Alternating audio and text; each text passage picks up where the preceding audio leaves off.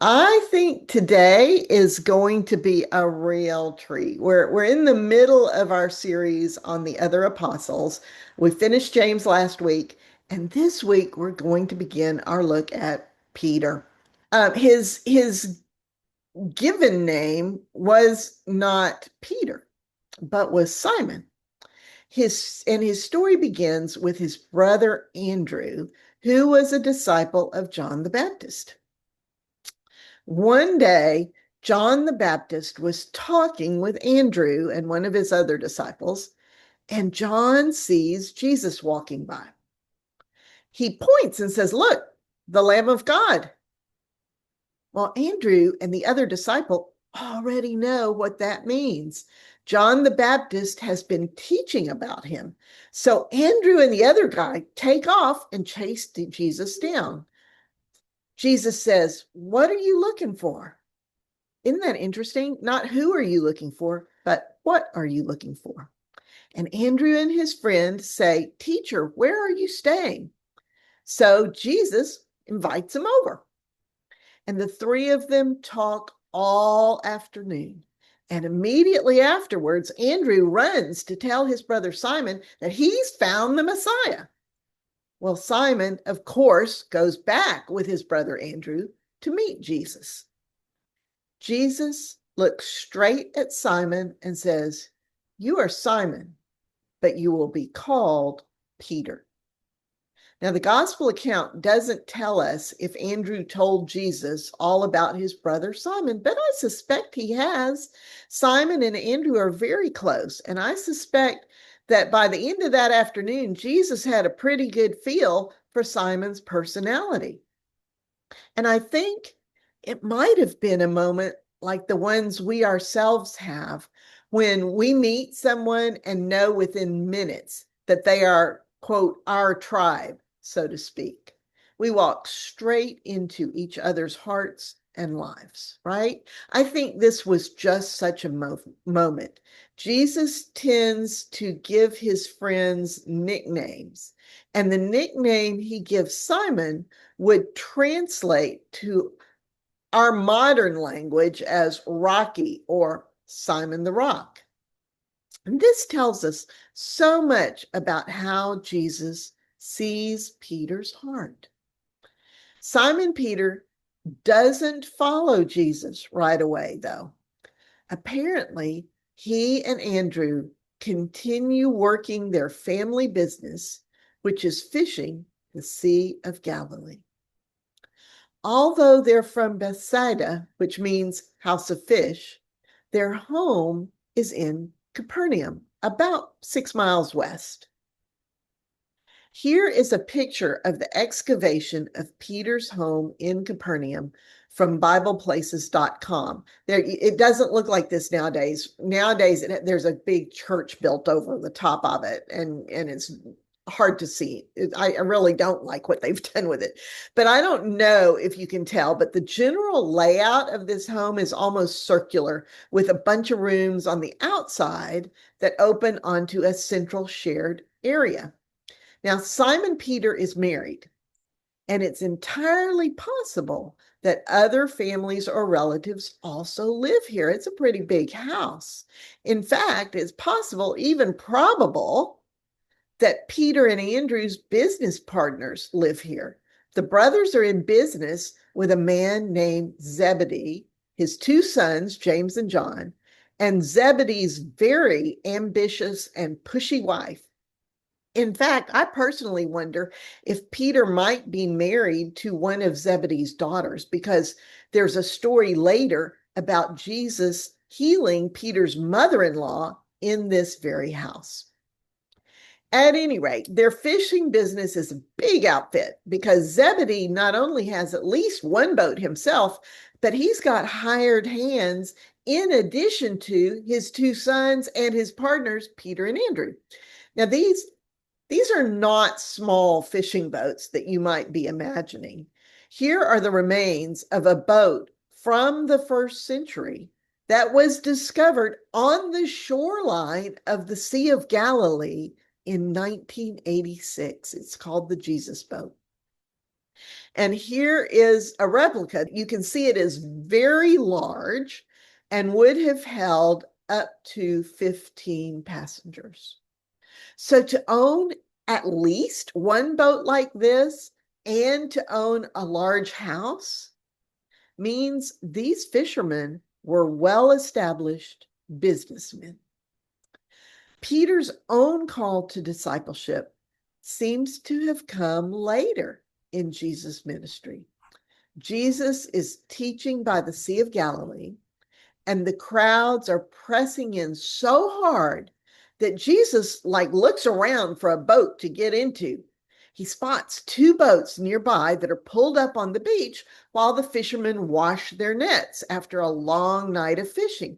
And Jesus hops into one of the boats, which happens to be the boat belonging to Peter. Peter, at Jesus' request, pushes the boat out a bit, and Jesus sits and finishes his teaching. And when he's done, Jesus tells Peter to pull out farther and let his nets down again. Now Peter has a decision to make. He and Andrew have just finished cleaning their nets after a fruitless night of fishing. But Peter pulls out anyway, and they let the nets back down. And of course, they catch so many fish, the nets start to break. They have to signal the other boats to come help them. Then Peter, Andrew, James, and John, and whoever is helping them fill both boats with so many fish, the boats start to sink. This is the very picture of how God responds to us if we will just give him a chance. This is Jesus preaching the good news by showing it. Peter is utterly overwhelmed. He falls at Jesus' feet and says, "Go away from me, for I am a sinful man." But Jesus says, "Do not be afraid. From now on, you will be capturing men alive." Now, Andrew, of course, was already a disciple, but from that moment on, Peter, James, and John left everything and went and followed Jesus. I want to point out here that they all still keep doing their jobs as fishermen. Andrew was a disciple at first of John the Baptist and then Jesus, and he's still here fishing. There are several later references of using these boats to take Jesus places and of the same men fishing. It's just that they're now also and primarily followers of Jesus. Their hearts and lives have changed. When they're not fishing, they are walking alongside Jesus. And for sure, the time they spend with Jesus cuts into their fishing time and therefore their income. There is undoubtedly blowback from friends and family and society in general. Peter later says they've given up everything to follow Jesus. But Peter's wife, at least, is supportive because we know from the book of Acts that after the resurrection, she accompanies Peter on his missionary journeys. Peter, meanwhile, becomes a recognized leader among the disciples. When the temple leaders want to collect the annual temple tax from Jesus, it's Peter they approach.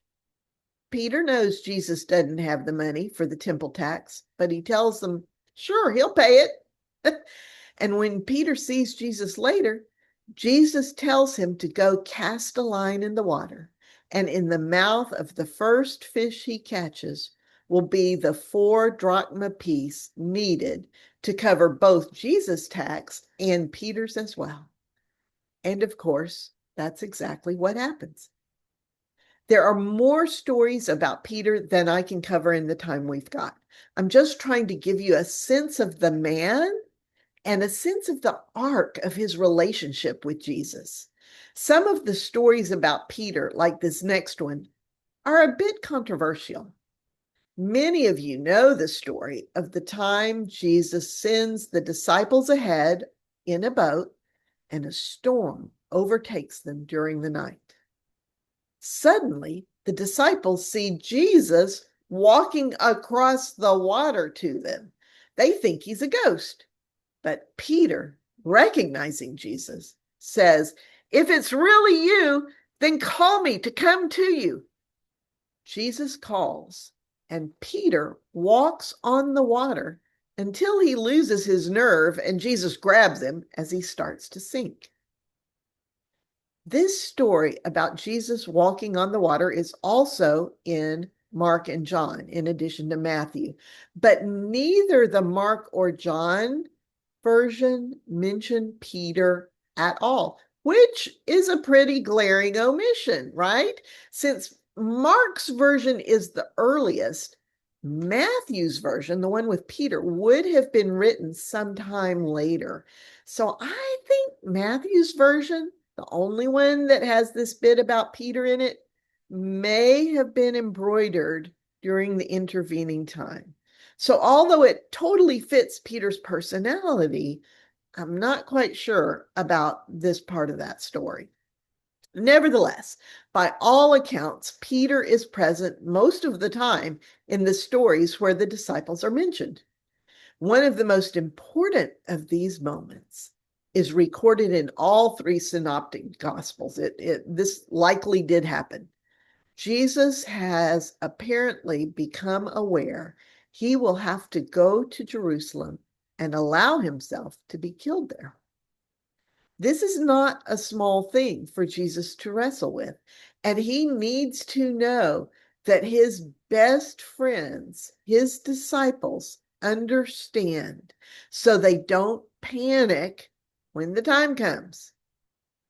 But also, I think Jesus needs to know that they're going to be there for him. Jesus is human. He needs his friends. And he needs to know that he's not wasted his time, that his message is somehow making it through to these thick-headed disciples and that they will carry it forward after his death. So he asks his disciples, "Who do the people say that I am?" And the disciples tell him, "Well, some folks say you're John the Baptist raised from the dead." John the Baptist had been beheaded by this time. "Others say you're Elijah, who is prophesied to come before the Messiah comes." While other people say you're Jeremiah or one of the other prophets who has come back to life. Jesus digests this a bit and says, "But who do you say that I am?" I imagine there's a pause as the disciples shift their eyes to each other. Who dares to answer this? These men have demonstrated over and over that they really don't get it, and Jesus has not been shy about scolding them over it. I bet they look at Peter, the leader among them. Peter bites the bullet and says the quiet part out loud. He says, "You are the Messiah, Christ, the Son of the living God." Now, Mark and Luke's accounts stop here, but Matthew adds another bit. In Matthew's account, Jesus goes on to say, "Oh, bless you, Peter, for you don't know this because someone told it to you, but because it has been revealed to you by my Father in heaven. And I'll tell you something else," Jesus says. "You are Peter the rock, and on this rock I will build my church, and the gates of Hades will not prevail against it. I will give you the keys of the kingdom of heaven, and whatever you bind up on earth will be bound up in heaven, and whatever you loose on earth will be loosed in heaven." I can't even imagine what Peter was feeling or thinking after this. But he certainly didn't have time to get a swelled head, because the very next minute, Jesus starts telling the disciples about how he's going to have to go to Jerusalem and suffer and be killed, and after 3 days rise again.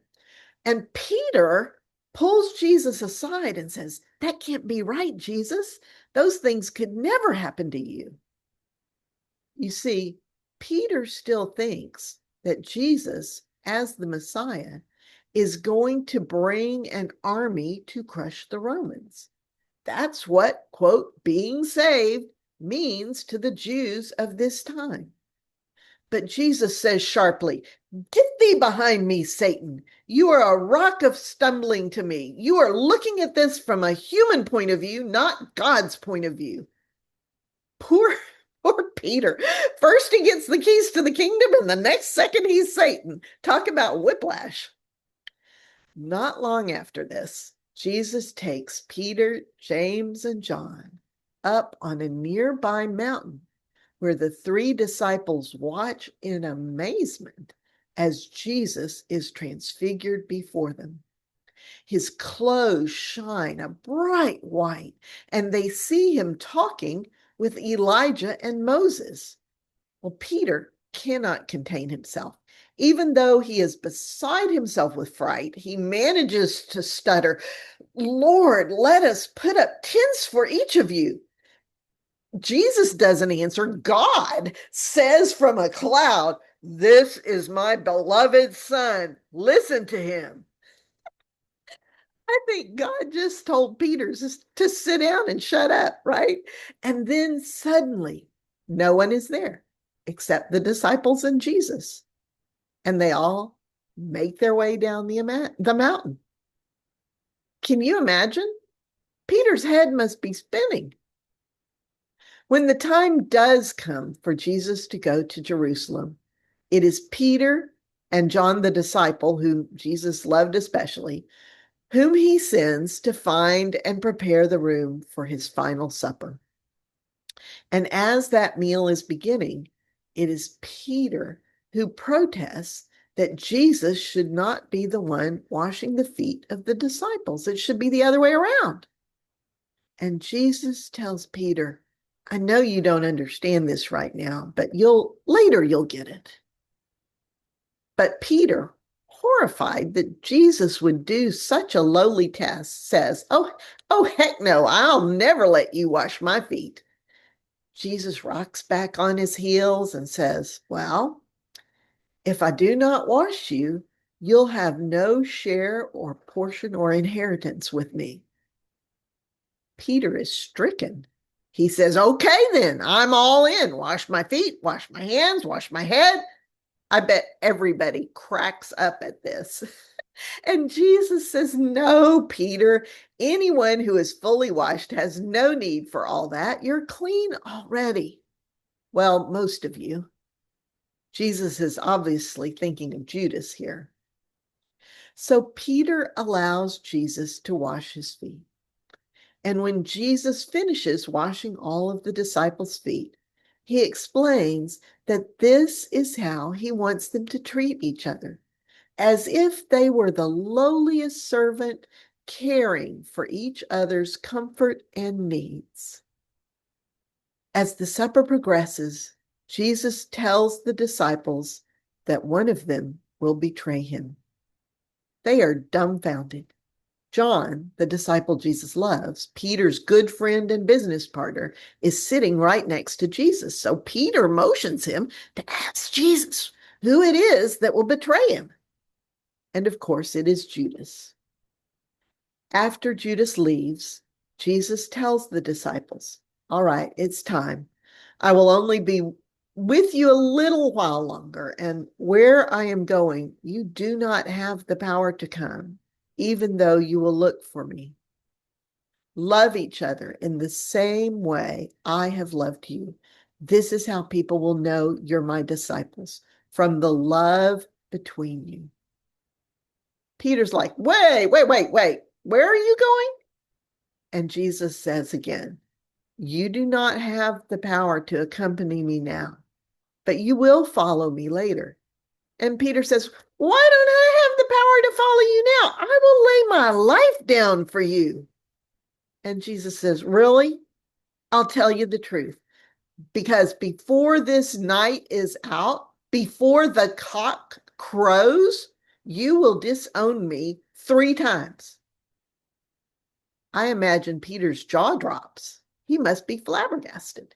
He cannot imagine a scenario in which he would disown Jesus, particularly not 3 times before this very night is over.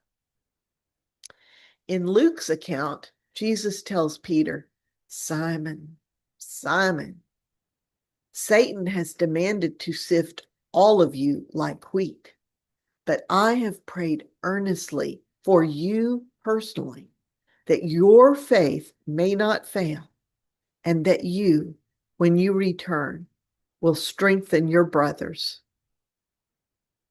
After this, Jesus speaks to the disciples for a long time about what is to come and how they're to handle it. And he tells them about the Holy Spirit coming to teach them and remind them of all he said. And then he prays over them and asks God to protect them. And then they all leave the upper room and hike over to the Mount of Olives, where they've probably been camping over there. And when they arrive, Jesus takes Peter, James, and John and goes into the Garden of Gethsemane. There, Jesus becomes deeply grieved and distressed, and he says to them, "My soul is sad to the point of death. Please stay here with me and keep watch." Now, we always think of Jesus' agony as being focused on his imminent torture and death, but the word used here is sadness. Jesus is sad to the point of death. I wonder if he is feeling how any of us would feel if we know we are about to die and will not see our loved ones again this side of heaven, if we know they're in danger, but we have to leave them. After going a little farther away, Jesus falls to the ground face down and prays, "Oh, my Father, if it is possible, please let this cup pass by me. Even so, I want to do your will, not mine." In his agony, Jesus goes back for support from his closest friends, Peter, James, and John, only to find them asleep, having drowsed off after that big meal. And Jesus says to Peter, "Can't you even stay awake 1 hour? Stay awake and pray that you will not be tempted, for the spirit is willing, but the flesh is weak." I think we often miss that these words were directed to Peter in particular. Jesus knows that Peter wants to remain faithful, but he also knows Peter may buckle under the events of this night. He tells Peter to pray, pray, pray that he does not fall into temptation. Jesus steps aside again to pray and returns again to find them dozing off again. This happens 3 times until finally Jesus says, "Enough already. Look, it's time for the Son of Man to be delivered into the hands of the sinful." And they look up to see a mob coming towards them with swords and clubs. Judas gives the signs to the guards by greeting Jesus with a kiss. It is a crowd handpicked by the chief priests and lawyer scribes and elders. As the temple guards arrest Jesus, Jesus says, "Am I such a one that it was really necessary to come like this, bringing swords and clubs? You couldn't have arrested me at any time while I was preaching in the temple?" But of course they couldn't have, because Jesus was revered among the people. They were afraid the people would riot. This power play had to be done in secret so they can spin the story however they wish. Well, Peter isn't having any of it. He grabs a sword, attacks one of the men who happens to be a servant of the high priest. The guy dodges him, and Peter only succeeds in slicing off his ear. Jesus responds, "Enough of this." He touches the man's ear and heals it. All of the disciples cut and run, even Peter. But it is Peter alone who eventually turns back and trails along at a distance to see what will become of Jesus. Jesus is taken to the house of the high priest. It's late at night and cold, so someone starts a fire in the courtyard and everyone huddles around it, including Peter, who is trying to be as small and inconspicuous as possible. One of the servants says, "Wait a minute, you were with him." And Peter says, "No, I don't know him, woman." And a little later, someone else says, "You are one of them." And Peter says, "No, man, I'm not." And about an hour later, Another person insists, I know this guy was with him because he's a Galilean. And Peter says, man, I don't know what you're talking about. And as he is speaking, the cock crows. And Peter remembers that Jesus said he'd betray him 3 times before the night was out. Peter is devastated. He goes outside and weeps bitterly. I don't know how much more of this evening's events Peter misses in his anguish of soul. He's not mentioned again until after the resurrection. He is, I'm sure, in a very dark place these next 3 days, but thankfully he sticks with the other disciples. They are all probably in hiding. The morning after the crucifixion, the women go to properly tend to Jesus' poor, tortured body. But when they get there, an angel tells them he's not there and to go tell the disciples and Peter. Mark's gospel specifically says the angel names Peter as the one they need to tell. And when the women come to tell them that Jesus is risen, the other disciples don't believe him. But Peter jumps up and runs to the tomb, bless his heart. Can you imagine the hope alternating with the despair that he must have felt? John also runs, and in John's version of the gospel, he beats Peter to the tomb but doesn't go in. It is Peter, by all accounts, who goes straight in and sees the strips of linen used to wrap Jesus and the cloth that had been used to cover his face, all lying there, neatly folded in the empty tomb. In the 40 days after his resurrection and his appearance to Mary Magdalene and the other women at the tomb, Jesus appears to the disciples and to many other people many times. But in 1 Corinthians 15:5, he appears to Peter first, then to the other disciples. My favorite Jesus encounter happens one night after the resurrection and after Jesus has already appeared to the disciples. Jesus apparently didn't hang out with his disciples much after the resurrection. He'd show up and then disappear. It must have been disconcerting and a bit frustrating for the disciples. So on this particular night, Peter, James, and John, and 4 other disciples are sitting around, and Peter says, I don't know about you guys, but I'm going fishing. So they all hop in the boat and fish all night, catching nothing. As day breaks, some guy on shore hollers out to them, have you caught anything? And they say, no. And the guy says, cast your net on the right-hand side of the boat and you'll find fish there. And when they do, they catch so many fish they can't even haul the net into the boat. John looks at Peter and says, that's the Lord. And as soon as John utters those words, Peter knows it's true. He grabs his cloak and dives into the water, swimming as hard as he can. The rest of the disciples bring the boat to shore, dragging the net full of fish. When they get there, they find Jesus has breakfast already roasting on the fire. He says, bring some of the fish you caught. And Peter immediately hops up, gets back in the boat, drags the heavy net ashore, and they all have breakfast together. I want to pause here for a second and talk about the Peter we are coming to know and love. If I were going to place Peter on the Enneagram chart, I'd place him as an Enneagram 2, the helper. According to the Enneagram Institute, quote, 2s are empathetic, sincere, and warm-hearted. They are friendly, generous, and self-sacrificing, but can also be sentimental, flattering, and people-pleasing. They are well-meaning and driven to be close to others, but can slip into doing things for others in order to be needed.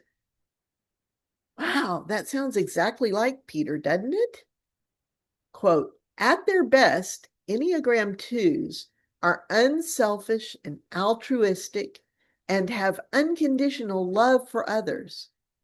Their basic desire is to feel loved, and their basic fear is being unwanted and unworthy of being loved. Let that land in your heart for a moment. Look at Peter's greatest need and his greatest fear, the fear of being unwanted and unworthy of being loved.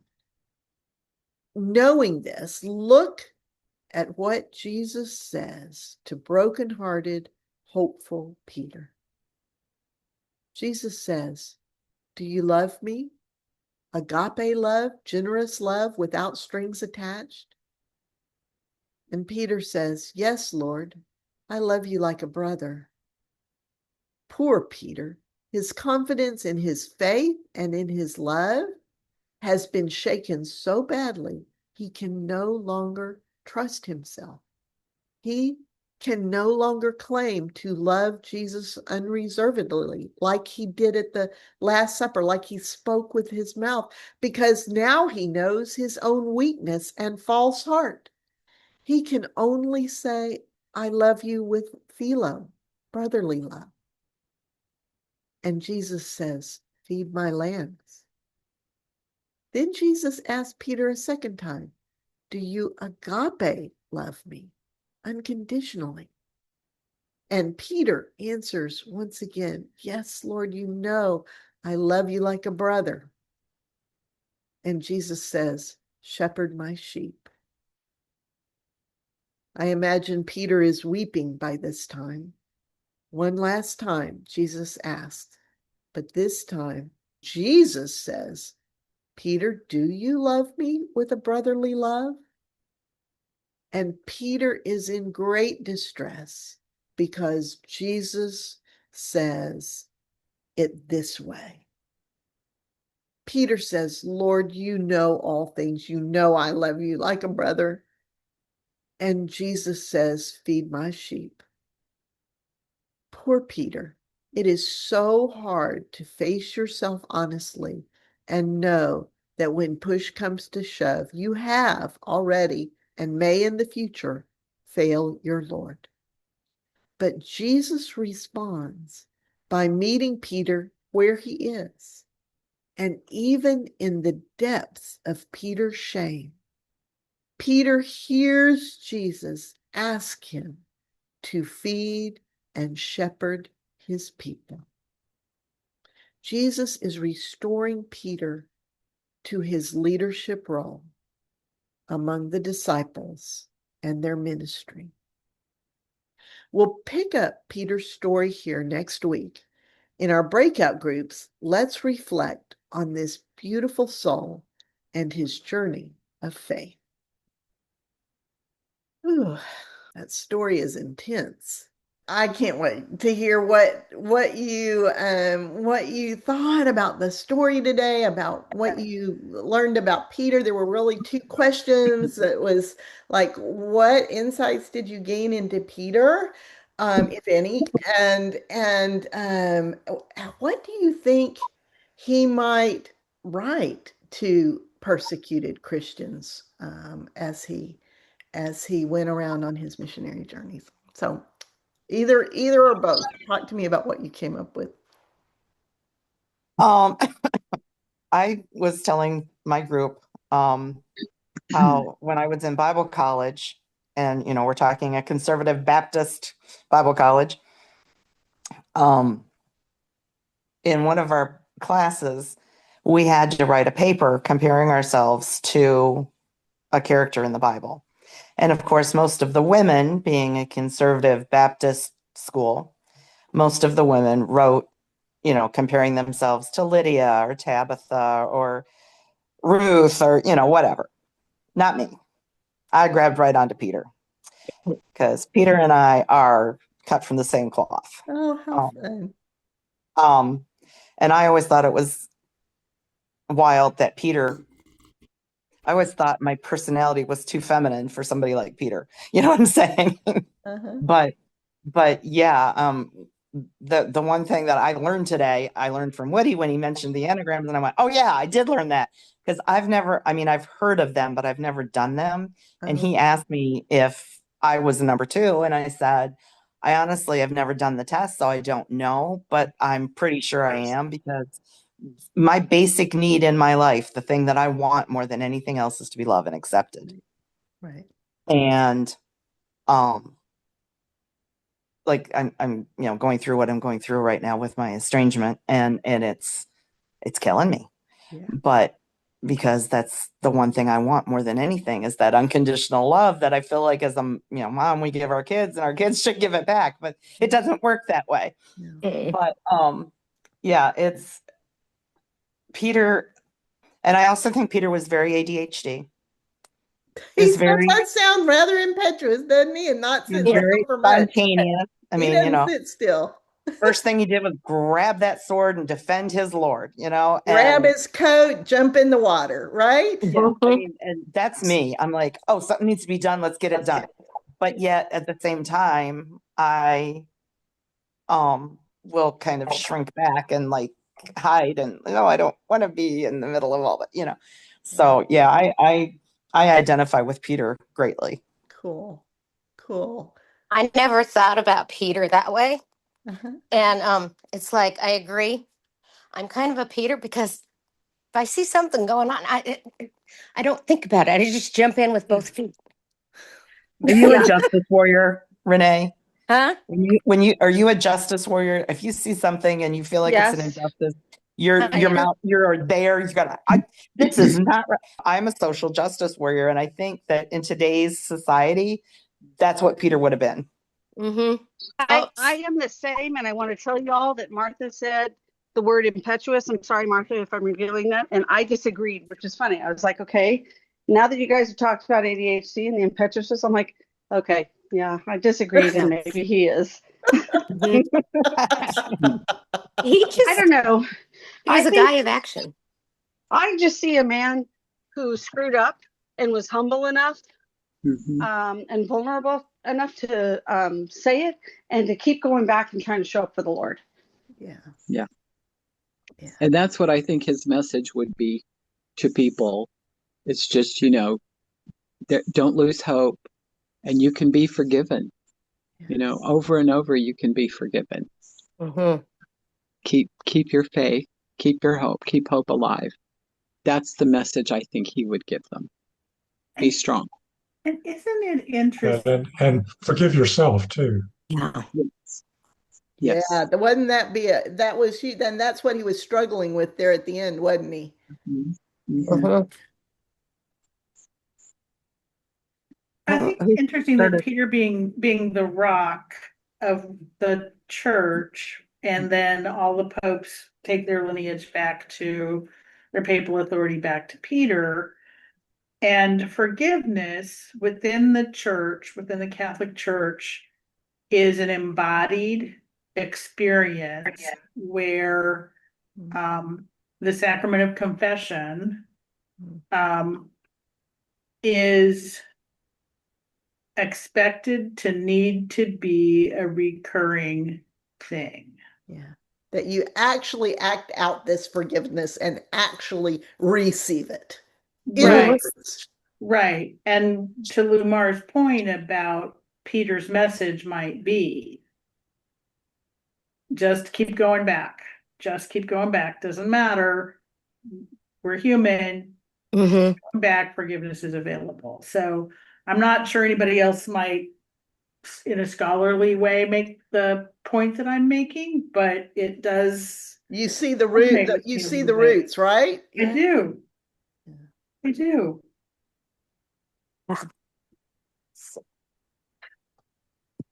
Very cool. What other I observation? think that forgiveness of yourself is really important because you don't get stuck somewhere. I see people who they just get stuck in their guilt, and it makes it difficult for them to move beyond and grow more. And I think that this opportunity that Jesus gave to Peter to really accept his denial of Jesus and move on, not stay stuck in the fact that he did not do what he said he was going to do. Yeah. And I think we can all learn from that because, gosh, I make mistakes all of the time. And I really like the idea that I don't have to stay in that thought, that I can forgive myself and move on and try and do better the next time. What have I learned from this experience? How can this make me a better Christian? How can I be more thoughtful to other people in the world? It's a beautiful thing to have that forgiveness. Yeah. Who in our group made the connection, Peter and Jesus, David and God? Who was that? I said that. Julia, you want to mention that? Well, we were talking about quite a bit with Peter and how impetuous he was, but how he sought to be with Jesus all the time. And I was thinking that's how David was with God. David was yearning for God. He kept faltering and he would yearn for God. And I was thinking it was similar to Peter wanting to be, I think someone had said in our group, his BFF, Jesus's BFF, right there. Yet he would have to step back a little. But he still wanted to be right there with Jesus. But he kept wondering if he was overstepping and stepping back a little bit and trying to remind himself that it wasn't about him, it was about Jesus. And it just drew a corollary between David and God and their relationship and Peter and his relationship with Jesus. Yeah, very interesting. Very interesting. I think I just get tickled every time I read John throwing in John, the disciple Jesus loved, or John, the one Jesus liked best, or John, who outran Peter to the tomb, but I didn't go in, and John, it would be another hilarious, it would just be so fun to study his personality. But Peter's comes across so clearly. We know more about Peter than any of them, I think. Mm-hmm. Right? And Anne had a question about your question number 2. Would you like to address that, Anne? Do it, Anne. Go for it.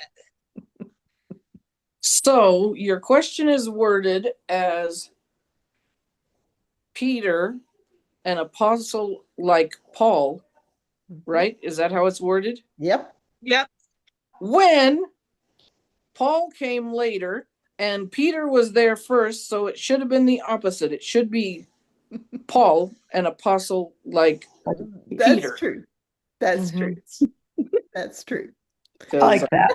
Peter was there first, and I think Paul would say that. And Peter and Paul knew each other well, and their paths crossed many times on their missionary journeys and in meetings. And Peter struggled much more with being a Jew and how that translates into as being a Christian. Paul pretty much got it clear in his head. It feels like to me, whereas Peter leads from the heart, doesn't he? Peter can understand something in his mind, but he leads from the heart. It's the heart. And so the Enneagram, and we may actually talk about this next week because we have a little more that part of Peter's story we're going to go over, the missionary part, and we'll see how he and Paul interact. But Peter does fall into that weakness of the Enneagram 2 and wanting to fit in with the group. And there's an incident where he kind of shades into sitting at the table with the Jewish faction and trying to please the Jewish faction and acting like the folks in there were Jewish factions within the Christian church, okay, early communities. And Paul walks in, sees it, and says, "Oh, heck no," and calls Peter down, you know. And Peter responds with humility. I don't think Peter ever actually gets over his denial of Christ. And I think that's in a good way. I think that made Peter humble in a way that he never forgot. But there were several occasions when Peter was jealous. He was the one who was always like, "Oh, yo, who's your favorite? Who's your favorite?" And then I mentioned that. No, that was James and John. Yeah. Well, but remember when Mary was washing Christ's feet? Yeah. And didn't he say, like, what's she doing here? I don't remember if that was Peter. Was that Peter? I thought it was Peter. I know Judas said something. Yeah. Well, according to Jesus Christ Superstar, it was Judas. No. Let me look it up. Well, because Judas kept the purse, and Judas was the one who said, we could use that money for something else. Now that did happen. That actually that does happen. Luke 7:36. Let's take a quick look at that story. I think that that particular story happens in two places in the gospel. Went to the Pharisees, weeping and anointing him. Here's the confusion. The person that Jesus speaks to is named Simon. Simon is the one who owned that house, but it was not Simon Peter, it was Simon the Pharisee. Different person. And then there's another place where Mary takes ointment, and that's in like all the Gospels. Let me double check those. Matthew 26:6. Let's take a quick look at that one. 26:6. Jesus is in Bethany, Simon the leper. Perfume could have been given to the poor. And that's what made Judas Iscariot mad. Okay, well, that did not mention meter. Mark 14:3. Let's look at that one. Mark 14:3. He's in Bethany, home of Simon the leper. Obviously, Simon has been cured. He's still called Simon the leper, but everybody's at his house. So this must have been somebody Jesus had healed. Some of those present, so it's basically the same story that Matthew copied. And then the last chance we've got is John 12:1. And let's look at his version. John's version is often different. And John, Mary, this was Mary, the sister of Martha, at their house, and she was the one who poured the ointment. Judas is named as the one who objected. So that's those stories. Something that I had not thought about that you in what you mentioned, and I believe Lou Marr mentioned this in our breakout, was that all of these people kept their jobs. They kept fishing. Exactly. We don't think of that, right? I know. And somebody said that at least initially, this being a disciple was a side gig. Yeah. That's right. No, I'm sorry, a side hustle. A side hustle. That's right. I said that. It has been a long time. In talking to a friend recently, we talked about whether or not the disciples, were working or how did they have the money to travel. And then we also talked about what happened to their wife and kids and all that. And we thought they probably did go with, but the reason it wasn't mentioned was because, context, women and children had no status. Right. So they wouldn't have been mentioned. Right. But it was interesting to think about them keeping their jobs, and especially as big businessmen. Yes. Really successful businessmen. And also, I don't know if you picked up on this, but the business of fishing is a night job. They fish overnight. And Oh. Oh, I thought they fished overnight to avoid the authorities because they weren't paying taxes or something. I'm pretty sure they fish overnight because of the fish, but maybe I'm wrong. No, I that could makes be sense. wrong. That makes sense. When my dad used to go fishing, he would go fishing early in the morning or late at night Mhm. because that's when the fish eat. Yeah. Mhm. Gotcha. Yes, according to my father, when we would go camping and he woke us up at 3:30 in the morning, he told us the fish bite at 4. Yeah. Yeah. Yeah. Wow. My dad was a sunrise fisherman. It was like, got to get up with the sun so you can fish and get fish. And it's like, okay, Dad, I don't want to sleep. Gail, you mentioned that that Peter leads from the heart, and Paul certainly wrote in a very intellectual way. And your second question is, what's he going to say to the believers in Rome who are undergoing persecution? It's been a long time since I've read the letters of Peter. It's going to be very interesting to hear whether or not that's what he leads with in those letters. Yeah. Right. Right. And actually, when you read them, First Peter is the only one that he wrote. Second Peter, very unlikely that he wrote that one. So when you leave this class and go to your Bible, First Peter is just a really short little letter. Leave this discussion and go read First Peter. See what you think. Jot some notes for next week when we cover Mhm. that. It'll be interesting. Paul's personality being what it was, and Peter's personality being what it was, that Peter probably drove Paul nuts. Yes, and vice versa. I kind of imagine Peter holding Paul at arm's length so he doesn't like hurt him, you know. But they were very much in partnership as leaders of the early church. Um, when Paul got called on the carpet about his ministry to the Gentiles, Peter's the one who Peter goes to bat for him. I mean, and this is even after the other incident. It's just they work hard together. But you know, they also had different gifts because I think Paul had the gift of evangelism, whereas Peter had the gift of teaching. Yeah. And We have a little bit about Peter's ministry, and we're going to go over that next week. We're going to finish out his story. But the thing that strikes me in his ministry is the miracles, just everywhere he went. It was just, he was but Jesus so called hands-on, him Jesus called him to feed the sheep. He called him to be the shepherd. Yep. Mhm. In other words, the pastor. I mean, his job, his God-given job was to look after the sheep, to look Mhm. after the children, the baby Christians, Yeah. help Right. guide them.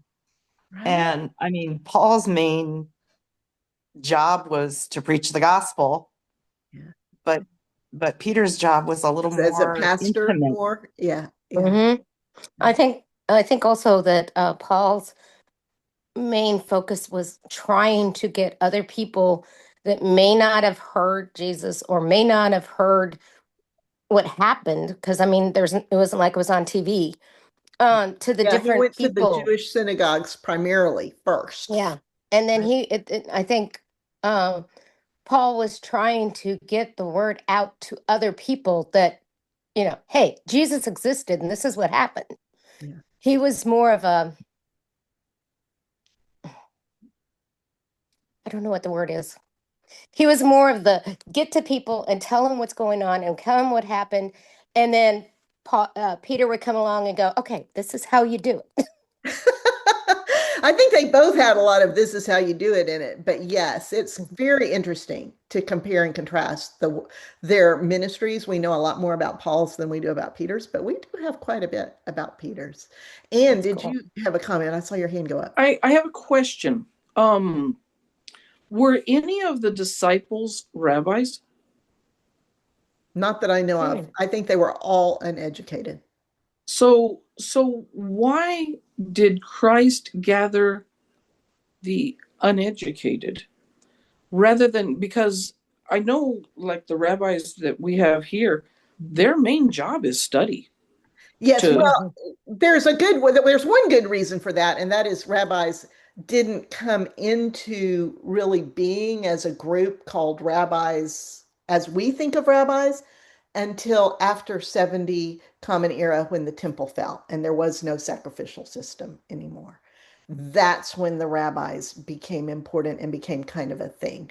Prior to that, the word rabbi meant just teacher, and it could be an itinerant, traveling preacher. There's lots and lots and lots of those at this time. Jesus is one. I would think that, and and Jesus did actually come to the people in power, the religious leaders in power. Those were the Pharisees and the scribe lawyers. Okay, they were and the Sadducees for that matter. Though he did come to them, and they weren't having any of it, except for one or two, like Nicodemus. So to answer Ann's question, it seems to me that the educated people, the Pharisees and the Sadducees, would have, by virtue of their education, perhaps, they would have been committed to a certain belief, and they would not have been open to something totally different. Right. They had a lot to lose. There were a couple of disciples that were educated, weren't there? Pardon? There were a couple of disciples that were educated, were there not? Wasn't like Luke a Luke physician? may have been a physician. There is a reference to Luke being a physician. We don't know if it was that Luke, for sure, but we do traditionally attribute Luke as being a physician and educated. He wrote all these books. He wrote a massive volume of books, so he was educated. John, who was more mystical.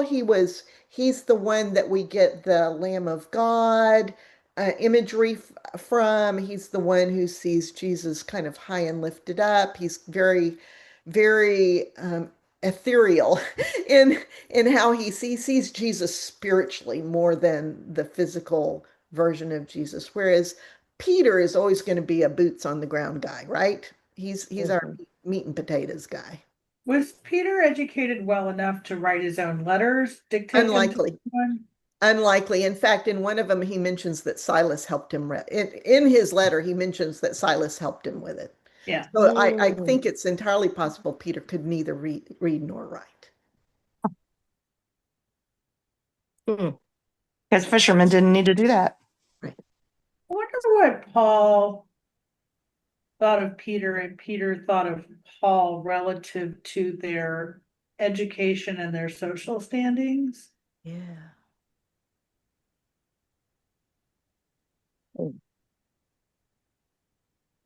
Yeah. Or whether it was Paul had a Ivy League education, right? The best that was possible to have, and used it in his work. Yes, he did. He used not only the fruit of his education, he used his status in his work. He would call out his status as credentials. It's just fascinating to think about how status and privilege and education relate over the centuries to who held the pulpit. Right. Methodists had to sort out education requirements and still have we treat licensed local pastors who don't have college degrees and who have authority within their churches very differently in terms of their voice and vote at annual conference and those sorts of things. And education came up a lot in the Methodist tradition as to value it or not, to require it or not. Yes. And it brings to mind Mother Teresa. I mean, like, you don't need an education. I mean, I have no idea what education she did or did not have, but she didn't need education to be humble and to impact the world like she did. Whereas Gandhi was highly educated and impacted the world from where he was. I think that the impact on the world is God's work, not our work. And that Peter's message, we're going to wind up here, but Peter's message is that you cannot fail God because God will not fail you. You are called to be humble. You are called to welcome the love and forgiveness that God has for you. And all of the rest of it, God will do.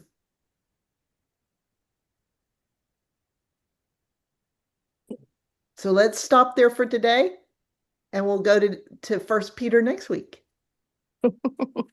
Love you. Love y'all. I'll miss Bye. that one. I'll have to catch up on the video. Okay, we'll miss you. Okay.